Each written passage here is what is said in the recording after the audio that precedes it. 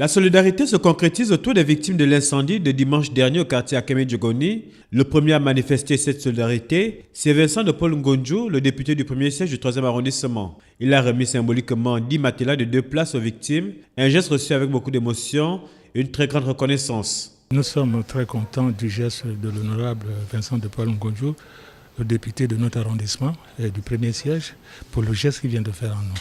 Il y a certains de nos parents qui dormaient à même le sol. Alors ça va nous secourir de beaucoup. Nous ne pouvons que nous en réjouir et lui dire merci. Merci beaucoup. Très connu pour sa proximité avec les populations, Vincent de Paul Ngonjo a voulu exprimer sa paix tout en ouvrant certainement la voie à une longue chaîne de solidarité. Quand je me suis rendu au chevet de ces familles, l'une des préoccupations, c'était d'avoir des matelas. Et je pense qu'aujourd'hui, j'ai répondu favorablement à leur demande. Et elles sont venues aujourd'hui récupérer les quelques matelas que j'ai pu mettre à leur disposition. Et je sais que pour certaines, c'était vraiment c'était émouvant. Et c'était choquant de vivre cet incendie. Vous avez bien vu l'une des mères qui était en train de couler des larmes. Donc elles ont vécu vraiment un choc. Et je pense qu'aujourd'hui, avec l'aide que j'apporte, également avec l'aide que l'État va apporter, je pense que ces familles pourront retrouver leur vie normale. En attendant le soutien du ministère de la Prévoyance sociale et du Fonds national d'aide et de solidarité, ces hommes et femmes peuvent avoir un sommeil plus tranquille. Je fête ma culture. Tel est le thème sur lequel s'est organisée cette première journée porte ouverte du lycée public Montalier.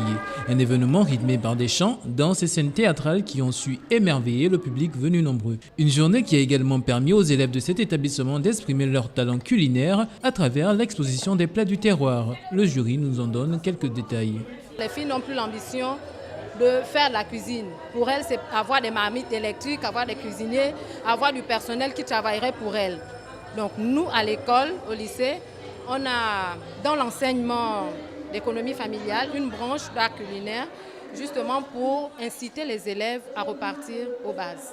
L'originalité des plats, traditionnels pour la plupart, a su satisfaire le jury qui a, par la même occasion, découvert de nouveaux mets. Les plats traditionnels, vous avez le concombre, l'aubergine, le koumou et un plat typiquement Nzebi que les Nzebi appellent les batseki.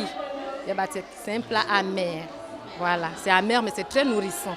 Valoriser le talent culinaire des élèves, oui. Susciter des vocations, pourquoi pas. Toujours est-il que l'objectif visé par cette première édition a été atteint, à savoir réconcilier la jeunesse avec son identité culturelle.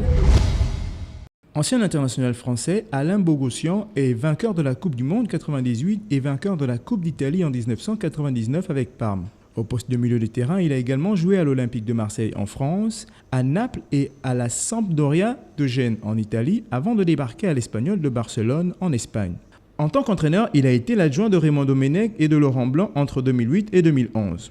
L'ancien international français a récemment fait part de son intérêt pour le poste de sélectionneur titulaire des Panthères du Gabon. Poste vacant depuis septembre 2013 après le limogeage de Paulo Duarte. Pour la succession du Portugais, plusieurs candidatures ont été enregistrées, seules 3 ont été retenues. Georges Lekint, Pierre Lechantre et Claude Albert Mborono. Le premier cité, désormais sur le banc de la Tunisie, le choix du patron du banc gabonais devait se faire entre Lechantre et Mborono. Mais voilà que ça joue tout contre toute attente celle de Bogossian, une candidature qui est décriée mais qui sera tout de même prise en compte.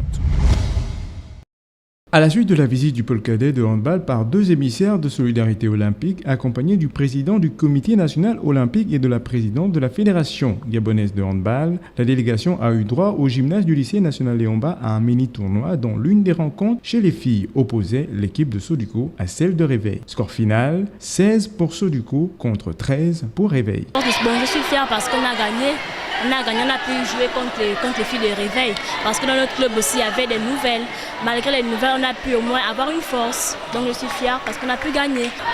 C'est la vie. Dans un match, il y a un gagnant et un perdant. Cette fois-ci, c'est nous les perdants, mais l'année prochaine, ce sera nous les gagnants, ça c'est sûr. À l'issue de cette confrontation, le chef de projet de la délégation s'est dit ravi. Je suis content d'être là, de voir qu'au Gabon, on fait des choses bien et que c'est bien organisé. Nous, quand j'avais leur âge, j'avais pas toute cette chance. Donc je suis content d'être là, de voir qu'il y a des choses qui sont faites, qui sont bien et qui ont vraiment besoin d'être soutenues. En visite de connaissance au Gabon, Solidarité Olympique a pu avoir un aperçu du niveau du handball gabonais et d'autres disciplines sportives.